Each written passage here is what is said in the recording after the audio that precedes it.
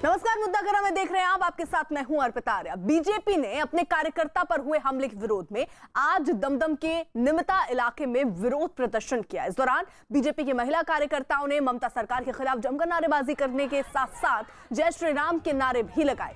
BJP कार्यकर्ताओं ने निमिता थाने का घेराव किया और थाने के सामने ही धरने पर ही बैठ गए। दोषियों के खिलाफ कार्रवाई की मांग की। इस दौरान बीजेपी के महिला कार्यकर्ताओं और पुलिस वालों को बीच काफी बहस भी हुई, जिससे बीजेपी कार्यकर्ताओं ने अपने कार्यकर्ता गोपाल मजूमदार और उनकी मां से मिलकर उनका हालचाल भी इस बीच जाना। बीजेपी ने ममता बनर्जी पर हमला करते हुए दावा किया कि टीएमसी के कार्यकर्ताओं के हमलों से बीजेपी डरने वाली नहीं है। इस बीच राष्ट्रीय महिला आयोग ने भी चिट्ठी लिखकर इस मामले की शिकायत चुनाव आयोग से की है। दरअसल पश्चिम बंगाल में जैसे जैसे विधानसभा चुनाव की तारीख नजदीक आ रही है, वैसे वैसे हिंसा का दौर भी बढ़ता जा रहा है। शनिवार की रात पश्चिम बंगाल के दमदम इलाके में एक बीजेपी कार्यकर्ता के घर पर हमला किया गया। आरोप है कि यह हमला टीएमसी के कार्यकर्ताओं ने किया। हमले में न सिर्फ बीजेपी कार्यकर्ता गोपाल मजूमदार को निशाना बनाया गया, बल्कि घर में मौजूद 70 साल की उनकी बुजुर्ग मां पर भी हमला किया गया। हथियारबंद बदमाशों ने शनिवार की रात करीब 1:30 बजे गोपाल मजूमदार के घर पर धावा बोला और मारपीट के साथ साथ घर में भी तोड़फोड़ की। हालांकि इस पूरे मामले में टीएमसी का हाथ होने से टीएमसी अपना पल्ला झाड़ रही है। फिलहाल पुलिस ने मजूमदार की शिकायत पर मामला दर्ज किया है। আমি কথা তো বলতে পারি না। আমাকে মেরেছে, আমার ছেলেকে মেরেছে। আমি তখন চিৎকার দিয়েছি আমার ছেলের গায়ে হাত দেবে না, তাও ওরা মেরেছে। इस बीच दो सहयोगी हमारे साथ हैं। अरुण हमारे साथ मौजूद है और यतेंद्र हमारे साथ इस वक्त मौजूद है। जल्दी से पहले अरुण का रुख कर लेते हैं। अरुण, देखिए यहाँ पर ये जैसे जैसे विधानसभा चुनाव की तारीख नजदीक आ रही है, इस तरीके की घटनाएं और होती जा रही हैं, जहां बीजेपी का आरोप टीएमसी पर एक बार फिर से, लेकिन टीएमसी साफ साफ इससे इनकार कर रही है। देखिए, जैसे जैसे चुनाव नजदीक आएगा तो डोर टू डोर कैंपेन होता है, रैलियां होती हैं, नुक्कड़ सभाएं होती हैं और तीनों पार्टियां जो मुख्य रूप से चुनाव में भागीदारी कर रही हैं वो अपने कार्यकर्ताओं को एकजुट करती हैं, बैठकें करती हैं और एटमॉस्फेयर बहुत चार्ज होता है पॉलिटिकल, और उसी समय एक दूसरे से आमना सामना भी होता है। आपने इतनी भीड़ क्यों जुटाई, इस गली में यहाँ पर टेंट क्यों लगाया। तो जिस तरह की राजनीतिक हिंसा का इतिहास रहा है पश्चिम बंगाल का, चुनाव के समय और बढ़ेगा। और यही वजह है कि केंद्रीय चुनाव आयोग ने जब विजिट किया था पश्चिम बंगाल का और पॉलिटिकल पार्टी से बात की थी, तो सबने एक शुरू में ये मांग की थी कि कोलकाता की पुलिस हो चाहे पश्चिम बंगाल की पुलिस हो, उन पर उनका भरोसा नहीं, क्योंकि वो सत्ता के लिए काम करते हैं और इसीलिए अर्धसैनिक बलों की बात कही थी। और आप देखिए कि चुनाव शुरू हुआ नहीं, अभी तारीखों का ऐलान नहीं हुआ था, तभी केंद्रीय गृह मंत्रालय ने चुनाव आयोग के साथ मिलकर के ये तय किया था कि अर्धसैनिक बल जो पैरामिलिट्री फोर्स के जवान हैं वो पश्चिम बंगाल में भेजे जाएंगे और काफी बड़ी संख्या में भेजे जा रहे हैं। उसकी वजह यही है कि पश्चिम बंगाल में राजनीतिक हिंसा का जो इतिहास रहा है, जब शुरुआत ये है तो जब चुनाव शुरू हो जाएगा तब किस तरह से होगी हिंसा, उसको रोकने के लिए आपने देखा, आप खुद ही दिखा रही थी 70 साल की एक बुजुर्ग महिला को जिस तरह से उनके ऊपर हमला किया गया है। निश्चित रूप से ये बहुत ही निंदनीय कृत्य है और पुलिस के ऊपर लगातार आरोप लगा रही है बीजेपी की वो तृणमूल कांग्रेस तथाकथित रूप से उसने हमला किया और उसको पकड़ नहीं रहे हैं, उनके ऊपर कार्रवाई नहीं हो रही है। तो जैसा कि मैं कह रहा हूँ, आपकी कोलकाता पुलिस हो, पश्चिम बंगाल पुलिस हो, बीजेपी और कांग्रेस हमेशा ये कहते हैं कि वो सत्ता के दबाव में काम करते हैं, निरपेक्ष होकर के, तटस्थ होकर के कार्रवाई नहीं करते और इसीलिए राजनीतिक हिंसा और ज़्यादा बढ़ती है, क्योंकि सत्ता का संरक्षण तृणमूल कांग्रेस के लोगों को होता है। बिल्कुल, और यानी यतेंद्र, देखिए सवाल यही उठ रहे हैं कि जैसे जैसे दिन नजदीक आ रहे हैं चुनाव के, वैसे वैसे इस तरीके की घटनाएं बढ़ रही हैं। ऐसे में चुनाव कैसे होंगे वहां पर, ये भी एक बड़ा प्रश्न चिन्ह है। देखिए, जहाँ तक चुनाव की बात है तो चुनाव आयोग ने 8 चरणों में चुनाव कराने के जो निर्देश दिए हैं, जो फैसला लिया है, वो अपने आप में संकेत है कि चुनाव के मामले में चुनाव आयोग किसी भी तरह की ढील नहीं छोड़ेगा और पूरी सख्ती के साथ पेश आएगा। जहाँ तक हिंसा की बात है तो एक राजनीतिक हिंसा का दौर बड़ा लंबा दौर रहा है पश्चिम बंगाल में। जब भी इस तरह से चुनाव आते हैं तो राजनीतिक दल एक दूसरे के कार्यकर्ताओं के खिलाफ हिंसा करते हैं, उनको डराने का, उनको भयभीत करने का काम हमेशा से किया जाता है और शायद यही कारण है कि लोकसभा चुनाव में जो उम्मीदों के विपरीत रिजल्ट आया और बीजेपी के भी 18 सीट आई, तो वो कहीं ना कहीं एक माहौल बदलने की कोशिश के तौर पर देखा जा रहा था। और शायद यही कारण है कि बौखलाहट में जितनी भी अब हिंसा की जा रही है, जो टीएमसी के ऊपर आरोप लग रहे हैं, वो बौखलाहट का कारण माना जा रहा है। लेकिन चुनाव आयोग ने साफ तौर पर मैसेज दिया है कि जो 8 चरणों में चुनाव कराए जाएंगे वो एक रणनीति के तहत, और जो ममता बनर्जी कह रही कि एक जिले में 2 से 3 बार पोलिंग क्यों कराई जाएगी, तो वो एक ही जिले में 3-3 चरण क्यों रखे गए, तो उसका सीधा सा मैसेज चुनाव आयोग का यही है कि वो संवेदनशील पोलिंग बूथ हैं।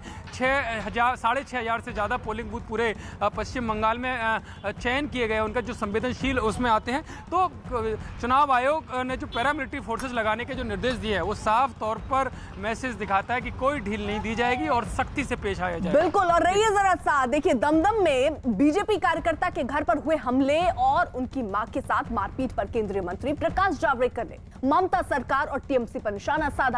प्रकाश जावड़ेकर ने बुजुर्ग महिला का वीडियो बकायदा ट्वीट करते हुए लिखा कि इस 70 साल की बुजुर्ग महिला के दर्द को सुनिए, जिसे दीदी की टीएमसी के कार्यकर्ताओं ने सिर्फ इसलिए पीटा क्योंकि उनका बेटा बीजेपी का समर्थक है। मां टीम और मानुष बंगाल में तीनों ही असुरक्षित है। बंगाल ममता बनर्जी जैसी बेटी नहीं चाहता है, बंगाल परिवर्तन चाहता है। वहीं बीजेपी ने पश्चिम बंगाल में पुलिस कर्मियों के पोस्टल बैलेट की लूट की साजिशें रचे जाने का आरोप भी मढ़ा। बीजेपी का दावा है कि बंगाल में कुछ पुलिस अधिकारी दूसरे पुलिस कर्मियों के आधार कार्ड और पहचान पत्र की फोटोकॉपी ले रहे हैं ताकि मनमर्जी के मुताबिक पोस्टल बैलेट का इस्तेमाल किया जाए। बीजेपी के मुताबिक ये पूरा काम एक संगठित तरीके से किया जा रहा है। बीजेपी ने इस मामले में 3 पुलिस अधिकारियों के नाम के साथ कोलकाता पुलिस कमिश्नर की शिकायत दी है। साथ ही दावा किया कि इन पुलिस अधिकारियों की मदद में 200 सब इंस्पेक्टर भी लगे हुए हैं। बीजेपी ने इस पुलिस वालों पर तुरंत सख्त कार्रवाई की मांग की। तक तो हम बंगाल में सुनते थे कि वोट का लूट होता है। अब हमारे संज्ञान में पहले बार आया है कि पुलिस कर्मियों का वोट लूट होने का पूरा एक खाका बन गया है पुलिस ऑफिसर द्वारा। ये कभी आज तक हम नहीं सुने थे। यहाँ तक हमारे पास जो खबर आया, जो हमने हमारे कंप्लेंट में दिया है कि वेलफेयर एसोसिएशन के नाम पे पुलिस कर्मियों का एपिक कार्ड और आधार कार्ड का कॉपी लिया जा रहा है, जैसे वो पोस्टल बैलेट ले ले और फिर वो एक जगह, जिसको हम साधारण भाषा में बोलते हैं छप्पा वोट मारने का एक कल्पना बन रहा है। हमने बाकायदा जो हमारे पास जो नाम आए हैं 3 ऑफिसर्स का, जो इसके शीर्ष में है, वो एक इंस्पेक्टर मर्यादा के ऑफिसर हैं जिनका नाम है शांतनु सिन्हा बिस्वास, जो कि कालीघाट थाने के पहले ऑफिसर इंचार्ज थे और उनको मदद कर रहे हैं। जो हमारे संज्ञान में आया है 2 सब इंस्पेक्टर मर्यादा के, अब और भी तो होंगे। अरुण, देखिए 3 पुलिस कर्मियों की शिकायत पुलिस कमिश्नर से की गई है। क्या चुनाव आयोग का दरवाजा भी बीजेपी खटखटाएगी? देखिए अर्पिता, लोकतंत्र की जो बुनियाद है उसकी सबसे पहली शर्त यह है कि फ्री एंड फेयर इलेक्शन हो। अगर चुनाव निष्पक्ष नहीं होते हैं तो चुनी जाने वाली सरकार जो है उसकी वैलिडिटी और उसकी जो है संवैधानिकता उतनी नहीं होती जितनी होनी चाहिए लोकतंत्र में। और जो पुलिसकर्मी हैं या जो लोग चुनाव में ड्यूटी करते हैं उनको पोस्टल बैलेट की सुविधा इसीलिए दी जाती है कि ये लोग चुनाव की प्रक्रिया में शामिल होते हैं। जिस दिन चुनाव होता है उनके इलाके में, उस दिन वो कहीं और वोट डलवा रहे होते हैं, इसलिए उनको पहले ही पोस्टल बैलेट की सुविधा दी जाती है। और अगर सत्ता में जो लोग हैं वो पुलिसकर्मियों के बैलेट ले करके और अपने पक्ष में या किसी खास राजनीतिक दल के पक्ष में वोटिंग करा देंगे तो स्वतंत्र चुनाव कैसे होगा? और चुनाव आयोग का जो पूरा खाका है उस पर डेंट पड़ता है। जहां तक आपने बात की इस इंसिडेंट की, तो निश्चित रूप से भारतीय जनता पार्टी के नेताओं का कहना है कि हर फोरम जो मौजूद है उनके पास वहां पर शिकायत करेंगे। कमिश्नर से उन्होंने शिकायत की है, चुनाव आयोग को भी लिखेंगे, इंटरवीन करने की मांग करेंगे कि अगर पोस्टल बैलेट की इतनी इस तरह से दुरुपयोग होगा या जबरदस्ती उनके वोट को डाला जाएगा, उनका मत जहां देना है उसके खिलाफ। बिल्कुल, यानी बीजेपी अब इसकी शिकायत चुनाव आयोग से भी कर सकती है, जिस तरीके से संकेत बीजेपी के नेता दे रहे हैं। वहीं बंगाल के ड्रग्स मामले में बीजेपी नेता राकेश सिंह ने सीधे अभिषेक बनर्जी और क्राइम ब्रांच के joint police commissioner Muralidhar Sharma पर फंसाने का आरोप लगाया। हिरासत खत्म होने पर आज पुलिस ने राकेश सिंह को कोर्ट में पेश किया और इसी दौरान कोर्ट के बाहर मीडिया से बात करते हुए अपने खिलाफ साजिश का आरोप लगाया। इस दौरान कोर्ट के बाहर बीजेपी कार्यकर्ता भी मौजूद थे जो समर्थन में नारे लगा रहे थे। राकेश सिंह को बीजेपी की नेता पामेला गोस्वामी के बयान के आधार पर गिरफ्तार किया गया था। पामेला के पास से पुलिस को कोकेन मिली थी, जिसके बाद उन्हें गिरफ्तार किया गया था। अभिषेक बनर्जी और मुरलीधर शर्मा का एक बहुत बड़ा साजिश था और बहुत जल्दी सच आएगा। इस बीच बंगाल के ड्रग्स केस में एक और गिरफ्तारी हुई। पुलिस ने सूरज शाव नाम के एक शख्स को गिरफ्तार किया और यह बताया जा रहा है कि सूरज बीजेपी नेता राकेश सिंह का करीबी है। पामेला और राकेश सिंह को पहले ही पुलिस गिरफ्तार कर चुकी है। हालांकि राकेश सिंह ने खुद को इस मामले में साजिश के तहत फंसाने का आरोप मढ़ा।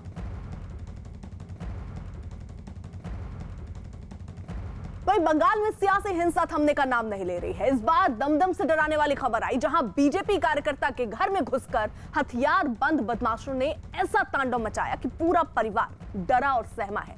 सबसे चौंकाने वाली बात यह कि इस दौरान हमलावरों ने एक 70 साल की महिला की बेरहमी से पिटाई की। आरोप है कि टीएमसी के कार्यकर्ताओं ने इस वारदात को इसलिए अंजाम दिया क्योंकि घर का एक सदस्य बीजेपी का कार्यकर्ता है। सियासी हिंसा से जुड़ी इस खबर ने एक बार फिर बंगाल की कानून व्यवस्था को कटघरे में खड़ा किया है।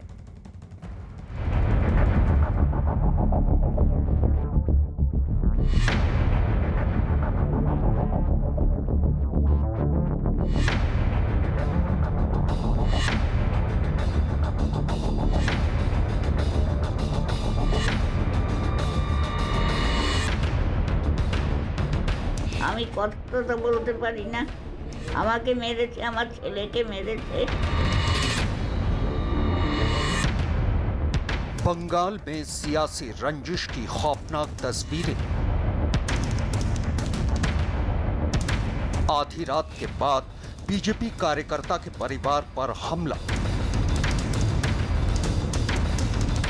70 साल की बुजुर्ग महिला की बेरहमी से पिटाई। टीएमसी कार्यकर्ताओं पर वारदात अंजाम देने का आरोप।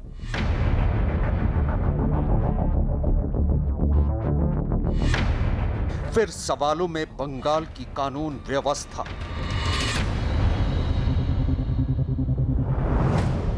उत्तर 24 परगना के दमदम से आई ये तस्वीरें हम आपको साफ साफ नहीं दिखा सकते, क्योंकि 70 साल की इस महिला के साथ जिस बर्बरता से पेश आया गया है उसे ना तो शब्दों में बयां किया जा सकता है और ना ही स्क्रीन पर हम आपको ये तस्वीरें दिखा सकते हैं। आरोप है कि टीएमसी कार्यकर्ताओं ने इस महिला को इसलिए बेरहमी से पीटा क्योंकि इसका बेटा बीजेपी का कार्यकर्ता है। खुद सुनिए इस महिला की जुबानी, जिसके परिवार पर आधी रात के बाद हथियारबंद बदमाशों ने हमला बोला। আমি কত তো বলতে পারি না, আমাকে মেরেছে, আমার ছেলেকে মেরেছে। ছেলেকে মেরেছে, আমি তখন চিৎকার দিয়েছি আমার ছেলের গায়ে হাত দেবে না, তাও ওরা মেরেছে। इस वारदात को बीजेपी कार्यकर्ता गोपाल मजूमदार के घर अंजाम दिया गया। परिवार का दावा है कि हथियारबंद बदमाशों ने न सिर्फ बुजुर्ग महिला की पिटाई की, बल्कि उसके बेटे के साथ भी बुरी तरह से मारपीट की। हैरानी की बात यह है कि इस वारदात को अंजाम देने के लिए बदमाशों ने रात करीब 1:30 बजे का वक्त चुना। आरोप है कि इस हमले के दौरान टीएमसी कार्यकर्ताओं ने गोपाल मजूमदार के घर पर तोड़फोड़ भी की। फिलहाल इस मामले में बीजेपी कार्यकर्ता की शिकायत के आधार पर एफआईआर दर्ज कर ली गई है। हालांकि टीएमसी हर बार की तरह इस बार भी बीजेपी के आरोपों को गलत बता रही है। पार्टी का दावा है कि ये हमला बीजेपी कार्यकर्ताओं की आपसी लड़ाई का हिस्सा है। অন্যটাই মিথ্যে কথা। এই ধরনের ঘটনা সারা উত্তরদমে কোথাও হয়নি। আপনারা জানেন যে 2019 সালে নির্বাচনে জেতার পরে 6 নম্বর ওয়ার্ডের আমাদের তৃণমূল কংগ্রেসের সভাপতি নির্মল কুণ্ডুকে তার বাড়ির সামনে তাকে খুন করে। তারা এই 6 নম্বর ওয়ার্ডকে, যেহেতু বর্ডার সংলগ্ন ওয়ার্ড, বাইরে থেকে দুষ্কৃতী এনে ওই জায়গাটা তাকে দখল করার চেষ্টা করছে। वहीं बीजेपी का आरोप है कि बंगाल में राजनीतिक हिंसा की ये तस्वीरें टीएमसी की बौखलाहट का नतीजा है, क्योंकि बंगाल में बीजेपी के बढ़ते कद ने मौजूदा सीएम ममता बनर्जी की नींद उड़ा रखी है। তার বাড়িতে ঢুকে তৃণমূলের দুষ্কৃতীরা তাকে মেরেছে এবং তার বয়স্ক মাকে মেরেছে। আজকে অত্যন্ত বয়স্ক একজন মা, তাকে এমনভাবে মারা হয়েছে, তার ছবি ভাইরাল হয়েছে, আমরা সবাই দেখতে পেয়েছি। এই অত্যাচার আমরা মানব না। এবং তারা ভাবছেন बंगाल के दमदम में 70 साल की बुजुर्ग महिला के साथ पिटाई का ये मामला सियासत के गलियारों से लेकर फिल्म इंडस्ट्री तक भी पहुंच गया है। अभिनेता मनोज जोशी ने बंगाल में बुजुर्ग महिला की पिटाई के मामले को बेहद शर्मनाक करार दिया है। एक ट्वीट के जरिए उन्होंने कहा कि बंगाल में सियासत का स्तर बुरी तरह गिर गया है। टीएमसी के कार्यकर्ताओं ने 70 साल की बुजुर्ग महिला की सिर्फ इसलिए पिटाई कर दी क्योंकि उनका बेटा बीजेपी का समर्थक है। इससे ज्यादा शर्मनाक क्या हो सकता है। पश्चिम बंगाल में राजनीति का स्तर बुरी तरह गिर गया है। उधर आंध्र प्रदेश बीजेपी के नेता रमेश नायडू ने भी अपने ट्विटर हैंडल पर इस मामले की कड़ी आलोचना की है। साथ ही उन्होंने इस बेहद गंभीर मामले को टूलकिट मामले की आरोपी दिशा रवि से भी जोड़ दिया और विरोधियों को अपने निशाने पर ले लिया। टीएमसी के कार्यकर्ताओं ने 70 साल की बुजुर्ग महिला को इसलिए पीटा क्योंकि उनका बेटा बीजेपी का सपोर्टर है। इससे ज्यादा शर्मनाक और क्या हो सकता है। जिन लोगों ने दिशा रवि की गिरफ्तारी पर आवाज उठाई, आज उनका मुंह सिल गया है। बंगाल में बीजेपी के लिए चुनावी कैंपेन कर रहे मध्य प्रदेश के सीएम शिवराज सिंह चौहान ने तो टीएमसी का नया नामकरण ही कर दिया है। बुआ वर्सेस बेटी, इस लड़ाई में मामा कितना बदलाव ला पाएंगे? देखिए, ये कोई केवल भुआ बेटी की लड़ाई नहीं है, ये तो पश्चिम बंगाल को बचाने की लड़ाई है। तबाह कर दिया, पहले कम्युनिस्टों ने किया, बाद में ममता दीदी ने किया, टीएमसी ने किया। टीएमसी का नाम ही हो गया है तोड़ो मारो काटो। शिवराज सिंह चौहान ने ममता सरकार की नीतियों पर भी करारा वार किया। उन्होंने दावा किया कि ममता सरकार के कार्यकाल में उन योजनाओं की लगातार अनदेखी की गई जिनके जरिए एक बड़े तबके को फायदा पहुंचाया जा सकता था। सरकारी योजनाओं का पैसा टीएमसी वाले खा जाते हैं। ये चुनाव कटमनी को कट करने का चुनाव है, तोलाबाजी टैक्स खत्म करने का चुनाव है, हिंसा से उबारने का चुनाव है पश्चिम बंगाल को। टीएमसी के हाल तो ये है कि गरीबों का राशन खा जाएं, ये तूफान में आपदा राहत के लिए तिरपाल आए तो तिरपाल खा जाएं, ये चिटफंड मनी के नाम पे जनता का पैसा खा जाएं, ये प्रधानमंत्री किसान सम्मान निधि की राशि किसानों तक पहुंचने ना दें, ये आयुष्मान भारत योजना यहां लागू गरीबों के लिए होने ना दें। ममता दीदी 5 लाख रुपए तक का गरीबों का इलाज अगर हो जाता प्रधानमंत्री जी की योजना से तो आपका क्या बिगड़ जाता। किसानों को 6,000 रुपए मिल जाते, आपका क्या बिगड़ जाता। ममता सरकार के खिलाफ आक्रामक रवैया अपनाते हुए शिवराज सिंह चौहान ने एक के बाद एक उनके ऊपर आरोपों की बौछार कर दी। उन्होंने दावा किया कि ममता सरकार में 5,000 गांवों में हिंदुओं का नामो निशान मिट गया क्योंकि ममता बनर्जी तुष्टीकरण की राजनीति करती हैं। कानून व्यवस्था पर सवाल उठाते हुए शिवराज सिंह चौहान ने कहा कि टीएमसी के कार्यकाल में बीजेपी के 300 कार्यकर्ताओं की हत्या कर दी गई, वो भी इसलिए क्योंकि वो टीएमसी की गलत नीतियों का विरोध कर रहे थे। इसके अलावा उन्होंने ममता बनर्जी पर यह भी आरोप लगाया कि श्री राम के नारों और सरस्वती पूजा से परहेज करने वाली ममता बंगाल को बांटने का काम कर रही हैं। आपको तो परहेज है जय श्री राम के नारों से भी। राम भारत के अस्तित्व आराध्य और प्राण है। आपको परहेज है सरस्वती पूजा से।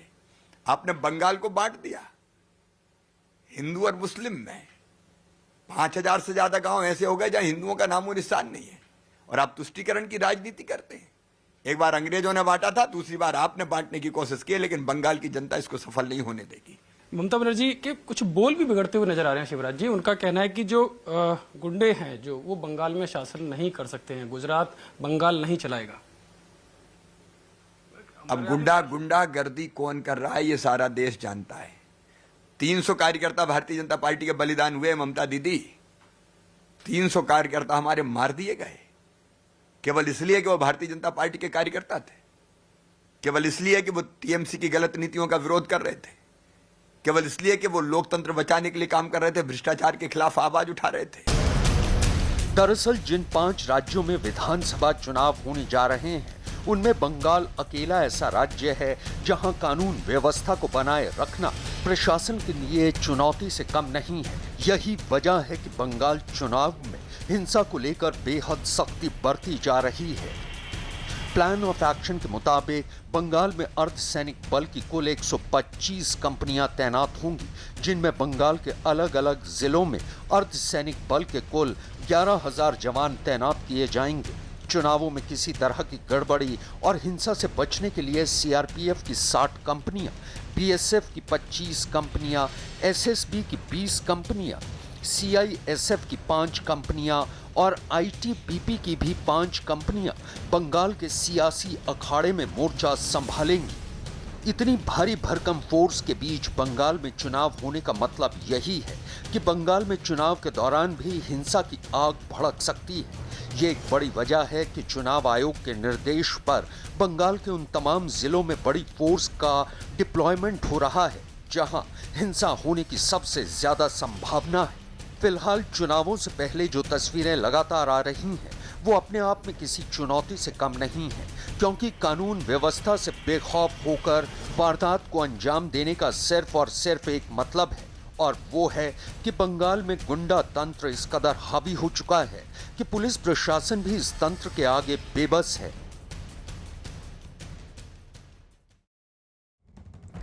और बड़ी खबर आ रही है, प्रशांत किशोर पंजाब के सीएम कैप्टन अमरिंदर सिंह के मुख्य सलाहकार बने हैं। खुद अमरिंदर सिंह ने ट्वीट कर इसकी जानकारी दी है, तो बड़ी जानकारी सामने आ रही है। और जानकारी ये कि प्रशांत किशोर पंजाब के सीएम कैप्टन अमरिंदर सिंह के मुख्य सलाहकार बने हैं, और इसकी जानकारी खुद अमरिंदर सिंह ने एक ट्वीट के माध्यम से दी, और इस बात की जानकारी दी कि अब आगे की रणनीति जो है उनसे भी बातचीत करके तय होगी।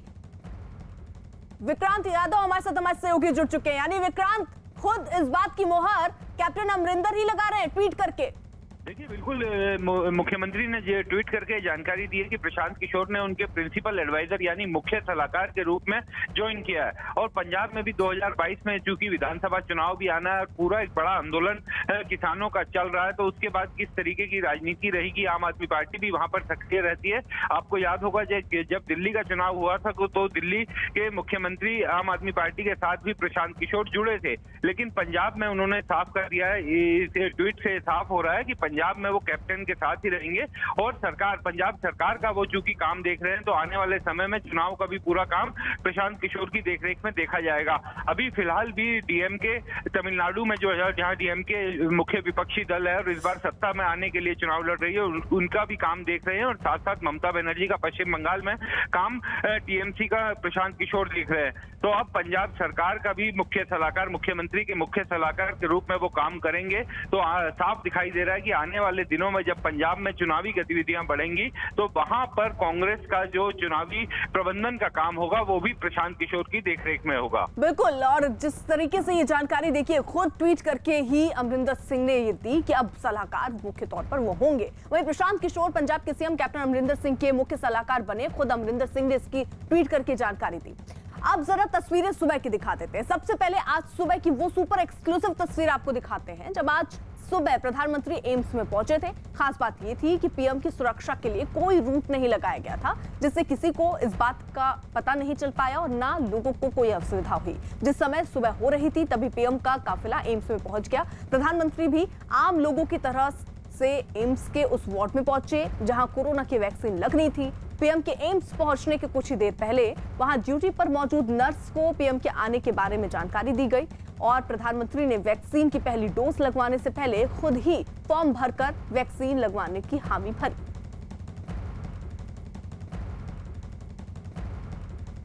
खबर है कि पीएम ने वैक्सीन लगवाने के दौरान अस्पताल कर्मियों के साथ हंसी मजाक भी किया। अमिताभ सिन्हा की खबर है कि वैक्सीन लगवाते वक्त पीएम मोदी ने नर्सों और डॉक्टरों के साथ हंसी मजाक कर माहौल को हल्का बना दिया।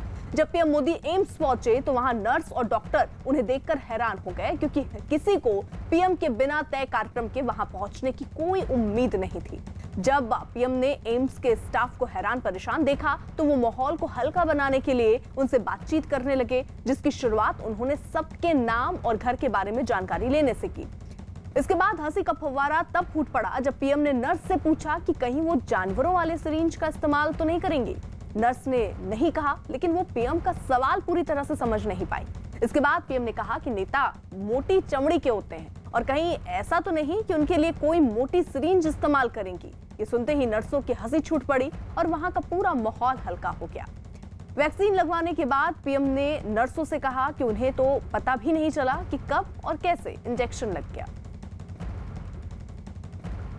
कोरोना वैक्सीनेशन का दूसरा चरण आज से शुरू हो गया और दूसरे चरण के पहले ही दिन प्रधानमंत्री नरेंद्र मोदी ने वैक्सीन लगवाई। वैक्सीन से जुड़ी अफवाहों पर विराम लगाने के लिए पीएम मोदी ने कोरोना वैक्सीन की पहली डोज ले ली है। पीएम खुद उन्होंने ट्वीट करके इसकी जानकारी दी। पीएम मोदी सुबह सुबह नई दिल्ली स्थित एम्स पहुंचे और कोरोना वैक्सीन का टीका लगवाया। एम्स के डायरेक्टर नरदीप गुलेरिया की मौजूदगी में 2 नर्सों की मदद से पीएम मोदी को टीका लगाया गया। प्रधानमंत्री नरेंद्र मोदी ने भारत बायोटेक की बनाई हुई कोवैक्सीन की पहली खुराक ली।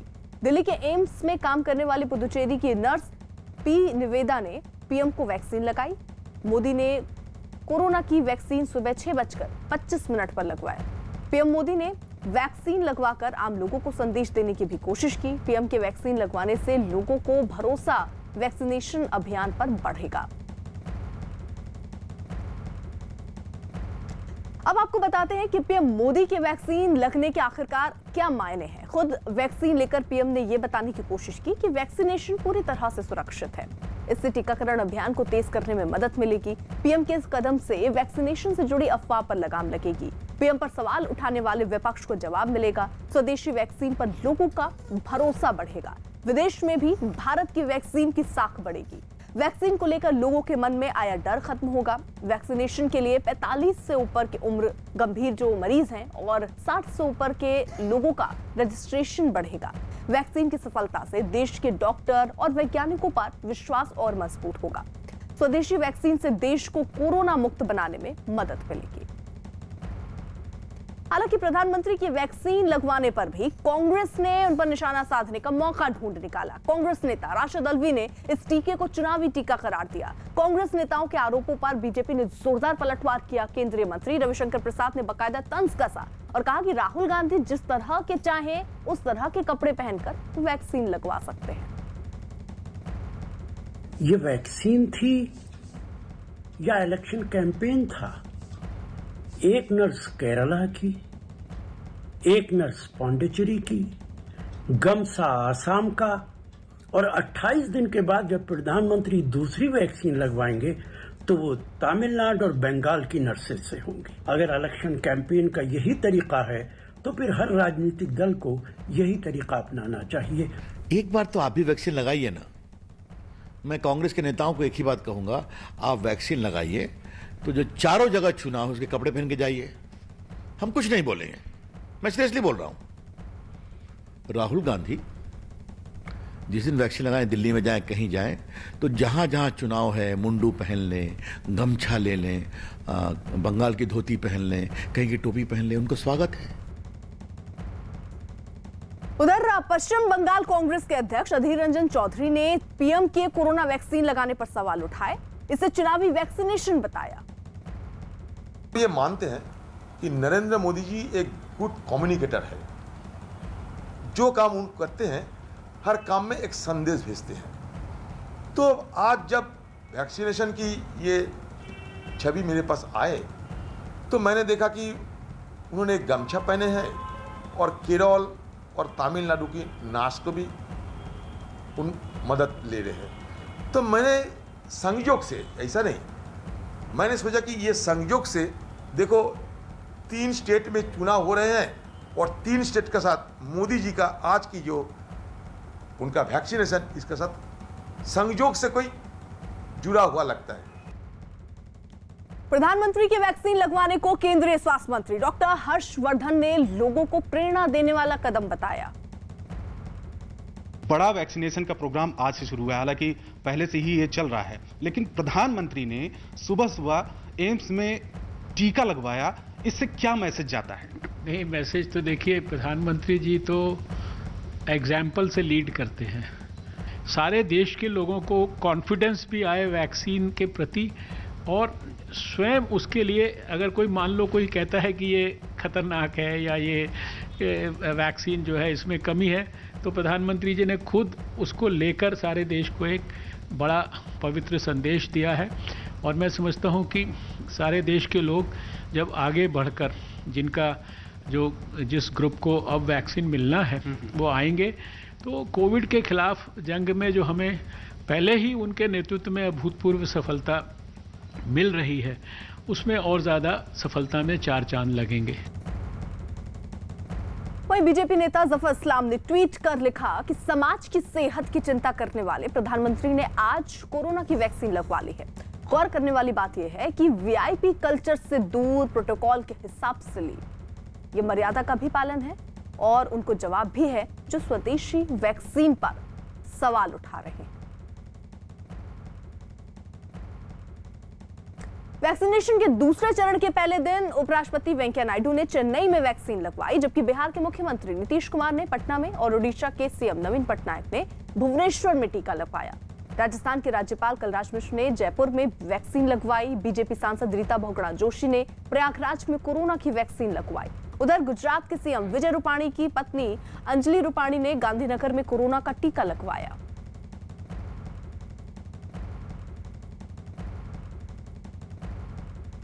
वहीं एनसीपी अध्यक्ष शरद पवार ने भी आज कोरोना से बचने के लिए वैक्सीन लगवाई। शरद पवार ने मुंबई के जेजे अस्पताल में आज वैक्सीन की पहली डोज लगवाई। उनकी बेटी और सांसद सुप्रिया सुले ने भी मुंबई में ही कोरोना का टीका लगवाया। तो अलग अलग जगहों की भी हम आपको तस्वीरें दिखा रहे हैं और किस तरीके से शरद पवार ने वैक्सीनेशन प्रोग्राम में हिस्सा लिया। वहीं उनकी बेटी सुप्रिया सुले भी इसमें आके दिखी। दोनों लोगों ने ही कोरोना की वैक्सीन लगवाई। वहीं बिहार के मुख्यमंत्री नीतीश कुमार ने भी वैक्सीन लगवाई है। नीतीश कुमार का आज जन्मदिन भी है और आज ही उन्होंने खुद को टीका लगवाया। इस मौके पर नीतीश ने जहां सभी को मुफ्त वैक्सीन लगाने का ऐलान किया, वहीं बिहार के मुख्यमंत्री नीतीश कुमार ने ऐलान किया कि बिहार में सरकारी के साथ साथ निजी अस्पतालों में भी पूरी तरह से मुफ्त वैक्सीन लगाई जाएगी और इसका पूरा खर्च बिहार सरकार उठाएगी। बिल्कुल वैक्सीनेशन फ्री होगा। मुझे लगता है कि हाँ, वहाँ भी जो जाएंगे उनके लिए भी राज्य सरकार की तरफ से मुफ्त का इंतजाम ही किया जाएगा, तय कर दिया। वैक्सीनेशन के दूसरे दौर की शुरुआत में जहां सबसे पहले टीका लगवाने वालों में प्रधानमंत्री नरेंद्र मोदी शामिल हुए, वहीं देश के दूसरे हिस्सों में भी बड़ी संख्या में लोग वैक्सीन लगवाने अस्पताल पहुंचे। लखनऊ में सीएम योगी आदित्यनाथ ने खुद अस्पताल का दौरा कर वैक्सीनेशन के काम को बढ़ावा देने की अपील की। तो अहमदाबाद, भोपाल और मुंबई में कोरोना पर काबू पाने के लिए अस्पताल में वैक्सीनेशन का अभियान तेज किया गया। कोरोना टीका के बारे में पहले ही बताया जा चुका है कि सरकारी हॉस्पिटल में ये फ्री और प्राइवेट हॉस्पिटल में 250 लिए जाएंगे। कोरोना टीके की 2 डोज आपको लेनी होंगी, यानी प्राइवेट अस्पताल में कोरोना टीका लगवाने पर आपको 500 रुपए खर्चने होंगे।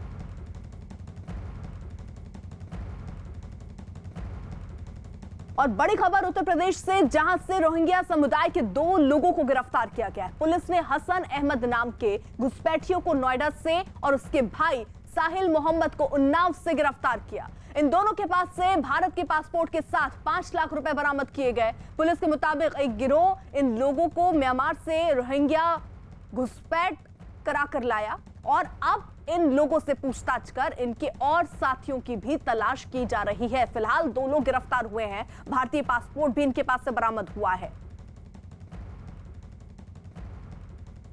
एटीएस को यह सूचना प्राप्त हुई थी कि म्यांमार निवासी रोहिंग्यों का गिरोह रोहिंग्यों को बांग्लादेश बॉर्डर से अवैध रूप से भारत लाता है तथा उनका United nation high commissioner for refugee में पंजीकरण कराकर देश और प्रदेश के विभिन्न शहरों में स्थापित करता है। यह गिरोह अन्य देश विरोधी गतिविधियों में भी संलिप्त है। तो बड़ी खबर उत्तर प्रदेश से, जहां से रोहिंग्या समुदाय के 2 लोग अभी फिलहाल गिरफ्तार किए गए हैं। पुलिस ने हसन अहमद नाम के इस घुसपैठियों को नोएडा से और उसके भाई को भी गिरफ्तार किया है। इन दोनों के पास से भारत के पासपोर्ट के साथ साथ 5 लाख रुपए भी बरामद हुए हैं। पुलिस के मुताबिक एक गिरोह इन लोगों को म्यांमार से रोहिंग्या अवैध घुसपैठ कराकर लाया और अब इन लोगों से पूछताछ हो रही है। इनके और साथियों की तलाश की जा रही है। क्या कुछ और लोग थे, क्या ग्रुप में इन्हें घुसपैठ कराई गई, क्या इस बारे में जानकारी मिलती हुई अभी फिलहाल नजर आ रही है, आपको बताएंगे। आपको बता दें बड़ी खबर इस वक्त जो आ रही है, 2 रोहिंग्या फिलहाल समुदाय के लोग गिरफ्तार हुए हैं। पुलिस के मुताबिक एक गिरोह दरअसल इनकी मदद कर रहा था। इन लोगों को म्यांमार से रोहिंग्या पहुंचाने का काम एक गिरोह ने किया। अवैध घुसपैठ कराई। कितने लोग उस वक्त उस घुसपैठ में शामिल रहे, कितने लोगों को घुसपैठ कराकर भारत लाया गया, अभी इस पर जांच आगे चल रही है। इन लोगों से लगातार पूछताछ हो रही है और इनके और साथियों की भी तलाश की जा रही है। अजीत हमारे साथ जुड़ चुके हैं हमारे सहयोगी अपडेट के साथ। अजीत, देखिए बिल्कुल एफटीएफ के मुताबिक जो मोहम्मद सलीम उसने फर्जी भारतीय पहचान पत्र बनवाया, इसके अलावा अयोध्या में मदरसे में पढ़ाने का काम किया और जो सलीम के कब्जे से नेपाली सिम कार्ड भी बरामद हुआ है। एफटीएफ के मुताबिक ही इंटर कॉलिंग जो एप्स के जरिए पाकिस्तान नंबरों में के संपर्क में था। तो निश्चित तौर पर सलीम खान की गिरफ्तारी के बाद उसके एक और सहयोगी जो उसकी गिरफ्तारी के बाद कई सारी चीज निकल कर सामने आई और डीजीएलओ ने साफ तौर पर कहा कि भी बहुत सारी चीजें हैं जो हम जिसके लिए पूछताछ कर रहे हैं। इसके दौरान जो मोहम्मद सलीम है उसके पास से कई दस्तावेज जो कागजात हैं वो बरामद हुए हैं। तो पुलिस को यूपी एसटीएफ को बड़ी कामयाबी मिली है कि किस तरह वो भारतीय सीमा में दोनों दाखिल हुए और उनके क्या मकसद थे। इनके पास से जो सामान बरामद हुए, जो व्हाट्सएप कॉलिंग कर रहे थे, जो वीडियो कॉलिंग कर रहे थे, उन सब की जांच यूपी एसटीएफ कर रही है। फिलहाल जो जानकारी मिल रही है कि इन लोगों से लगातार पूछताछ हो रही है, साथ ही साथ कितने और साथी इनके हो सकते हैं वो खंगाला जा रहा है और ये पता किया जा रहा है कि आखिरकार ये जो गिरोह है वो कब से सक्रिय था। ये जानकारी भी जुटाई जा रही है। अजीत हमारे साथ लगातार मौजूद हैं और अजीत, क्या जानकारी इस बारे में मिल पा रही है? ये जो गिरोह जिसने म्यांमार से रोहिंग्या तक इनको अवैध घुसपैठ कराई, ये गिरोह कब से कार्यरत था? देखिए जो पूछताछ हुई है यूपी पुलिस की, उसके मुताबिक पिछले 10 वर्षों का इनका इतिहास खंगाला जा रहा है और साफ तौर पर जो यूपी पुलिस है उनका कहना है कि अभी इसमें बहुत सारे ऐसी तथ्य हैं जो सामने आने बाकी हैं और जो पूछताछ है इनके कहां लिंक से किसके जरिए ये अपना जो ऑपरेशन था, जो अपना नेटवर्क था, ये किसके जरिए चलाते थे। तो इन सब चीजों को लेकर पुलिस की तरफ से बाकायदा पूछताछ की जा रही है क्योंकि जो जिस तरह से पुलिस ने काम किया है, उनके पास से जो चीजें बरामद हुई उसको लेकर पुलिस बहुत एहतियात बरत रही है कि आखिर इसके पीछे और कोई तो बड़ा मास्टरमाइंड आदमी नहीं है क्या, किसने इनको घुसपैठ कराया, कैसे रोहिंग्या यहाँ तक पहुंचे और इन्होंने अपना सिस्टम फैलाया, जो पहचान पत्र बनवाया भारत का, उन सब चीजों को लेकर अभी जांच जो है वो चल रही है। अजीत, नजर बनाए रखिए। न्यूज 18 और बायजूस की पहल यंग जीनियस एक ऐसा मंच है जो भविष्य के हुनरमंदों को अपना हुनर दिखाने का एक मौका देता है। बायजूस यंग जीनियस के 7वें एपिसोड में हमने 15 साल की टेबल टेनिस खिलाड़ी सुहाना सैनी और जूनियर आइंस्टीन के नाम से मशहूर 12 साल के सिद्धार्थ कुमार गोपाल का हुनर देखा। देखते हैं उस एपिसोड की एक झलक। नमस्कार, मैं हूं आनंद नरसिम्हन, इस मंच पर आपका मित्र और मेजबान। आज तक आप कितने टूर्नामेंट्स जीत चुकी हैं? मुश्किल है बताना, बट 30 तो जीत ही होंगे इंटरनेशनली और 40 अबव तो नेशनली। भाई कोई चुल्लू लाओ, भाई पानी लाओ, मेरा डूब जाता हूँ इसमें। आप दोनों जब खेलते हैं तो कौन जीतता है? ये जीतती है। तो आप दोनों के बीच एक मुकाबला हो जाए। Winning and losing is secondary, but the only thing is we have to believe in ourselves. Yeah. I think that is the only thing I wish and I hope and I do the same thing and I wish that you do the same thing. How many exams have you written till date? I have written 80 to 90 exams this year. 80 to 90 exams this year? My God, you just love writing exams. Yes. There are no shortcuts to success. May you excel in the field of academics and make our country proud. You love academics. Yes. पढ़ाई में अच्छे हैं आप, Olympiad जीत चुके हैं. You're very good in debate and elocution also. Yes, sir. You write essays. Yes, sir. You play the piano. Yes, sir. You play chess. Yes, sir. You are a quizzer also. Yes, sir. And you know German also. Yes, sir. I did till A2 examination and is currently pursuing B1. Plus you have written 80 to 90 exams. Yes, sir. तुम इधर आओ और गले मिलो आप मुझसे।